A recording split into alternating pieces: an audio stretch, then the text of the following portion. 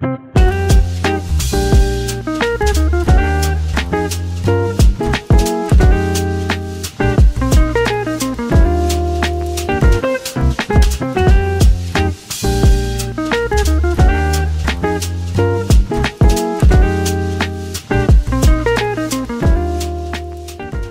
and welcome back to our channel, Just Start. In our new episode, we are driving our way to a place where there's something truly delicious. The world of cake making and running a cake business. Also in this vlog, we will take you behind the scenes of the cake journey of the owner of Iker Sweet Bites and Cakery, Janina De Jesus. From the first idea to the frosting on top. She will be sharing her sweet recipe to success, to the highs and lows, and everything in between that come with turning a passion for cake into a full-fledged business. So, tara na!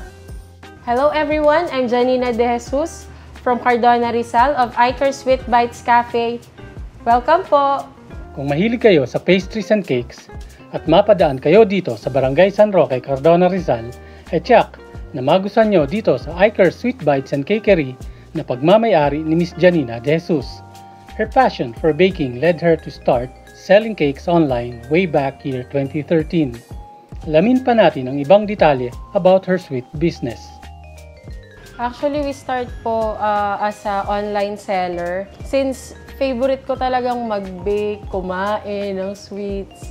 Tapos para nag-start siya as a hobby. Pinapa-pre-taste ko sa mga relatives, sa mga kapatid ko. Tapos until parang hinahanap-hanap na nila yung mga binebake ko, yung mga goods na pine-prepare ko. Tapos yun, nag-ano sila na, pwede ka magbenta, pwede ka mag-ano. Tapos yun, I started as an online seller. As a businesswoman, she finds ways na mapagsabay ang oras para sa pamilya at sa pagpapatakbo ng kanyang negosyo.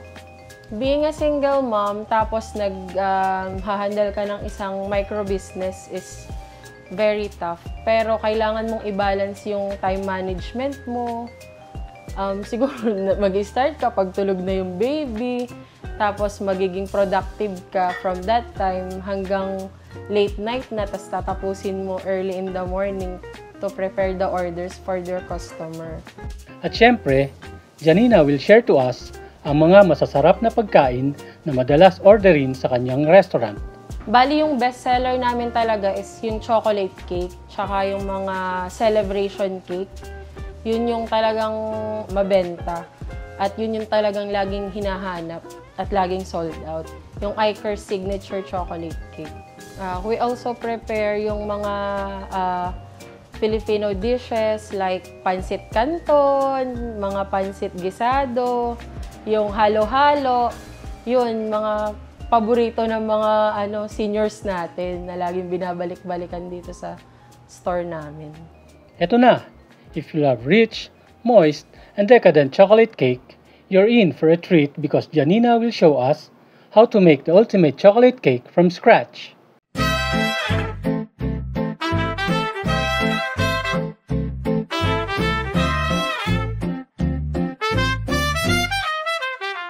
Our first step is we have to put our dry ingredients. First is sugar. Sift natin yung flour. Cocoa. Then baking soda and baking powder, then salt.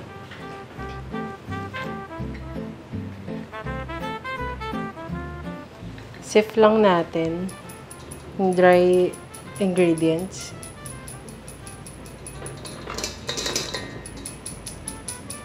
Tapos yun, haluin na yung dry ingredients natin. Once mixed all together na, make a well. Tapos lagay na natin yung egg.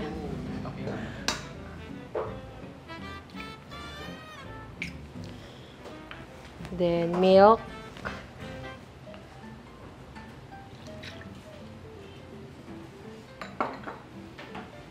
Oil, vegetable oil. Then mix ulit.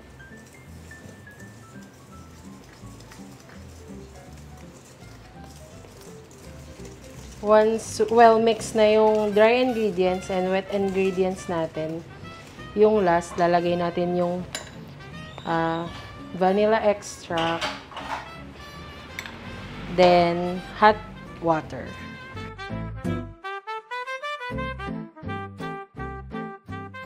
Then mix together ulit.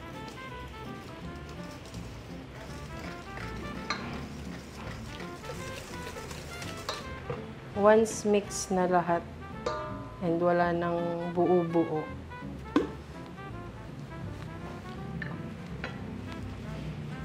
lalagay natin siya sa lined pan na prepared size natin.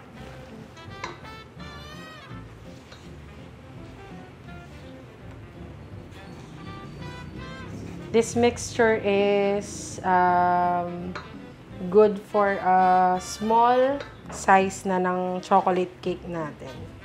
Divide lang sa 2.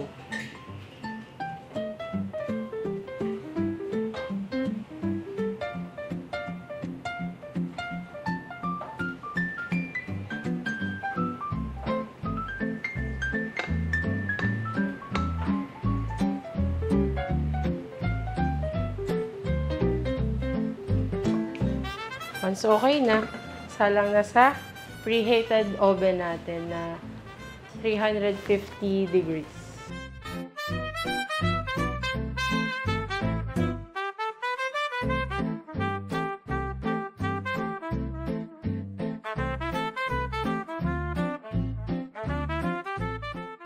After that, gagawin naman natin yung chocolate frosting ng Iker Signature Chocolate Cake. First natin ilalagay is butter. Memelt lang natin yung butter together with the cocoa.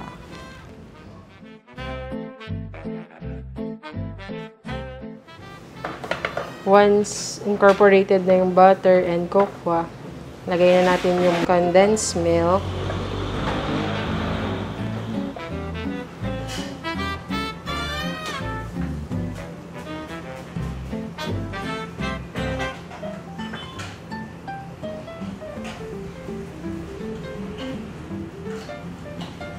Heavy cream.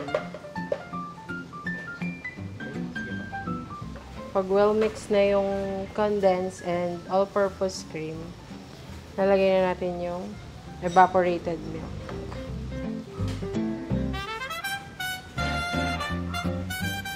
Tapos yun, mix lang.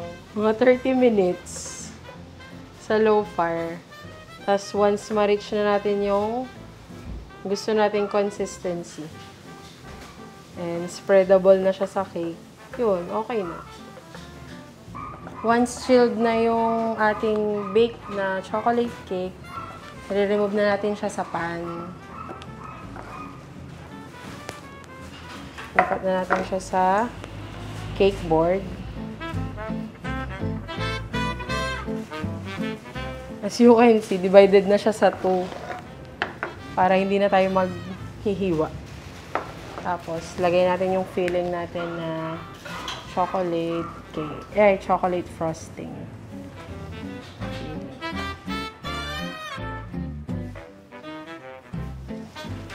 Siyempre, kaya binabalik-balikan ng ating mga loyal clients. Super generous tayo sa chocolate filling.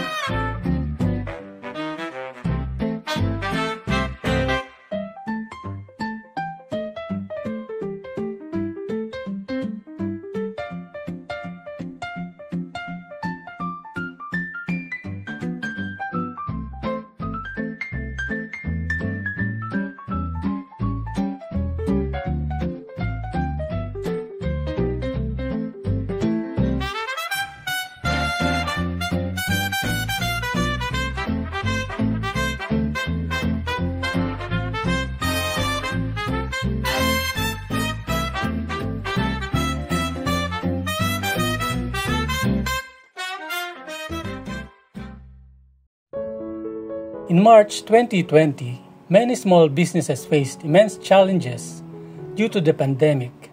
With lockdowns in place and social distancing affecting every part of life, Janina wasn't sure if there was even a place for her small business in this world. Paano nga ba hinarap ni Janina ang hamon ng pandemya sa kanyang maliit na negosyo? Ay, grabe po. Isa po yun sa pinakamalaking challenge na nangyari sa amin. Kagaya ko, micro business lang. Siyempre, ito yung kinukunan namin ng pinagkakakitaan, tas may mga employees din ako na umaasa dito sa amin. Madami kaming trials na ginawa. Siyempre, limited lang yung pwede naming ibigay sa customers, like yung i-accommodate namin na persons, may bilang lang. So, parang kwentado lang yung mga pumapasok sa amin na sales, tapos parang yung pwede naming ibigay, parang limited lang din since yung mga supplier hindi din makapag-provide ng needs namin. Pandemic was tough. It pushed Janina to close her shop, and she was not ready. Painful experience for her. That time po ng pandemic na pilitan din po kaming magsara. Almost a year din kaming na-stop sa store, tapos nag-sell kami sa bahay. Tapos yun, buti na lang, very understanding yung may-ari nung building namin. So that time, parang na-stop din yung rent ng store. Tapos, sinabihan niya kami na mag-start ka na lang ulit ng rent once nakapag, ka na ulit, reopen. Tapos, buti na lang, meron din akong supportive family na andyan, si tatay, minsan siya yung nagdi-deliver ng mga orders or pick-up point na lang sa bahay. Kaya yun, nakaraos yung pandemic times namin. It pushed Janina to innovate and connect in ways she hadn't considered before. It taught her that resilience in business wasn't about surviving the hard times. It was about finding new ways to bring joy to others, even in the most challenging of circumstances. And by the end of 2020, Janina's business had not only survived, but had grown stronger and more connected to the community. Since high yung demand, meron na rin kaming mga customers from other town. Nag-branch out kami ng sister ko sa Morong. So yun, meron na din kaming branch sa Morong sa Palma Street sa ibaba. If you're dreaming of starting a cake business, pakinggan natin ang payo ni Janina. Sa mga gustong mag-put up or magsimula ng kanilang munting negosyo, just start. Huwag na magpatumpik-tumpik pa kung ano yung sa tingin ninyo na kaya nyo, maniwala kayo sa sarili nyo, and maniwala kayo sa sarili nyong produkto. Janina's love for her family and creating something that would last beyond herself were the fuel that pushed her forward.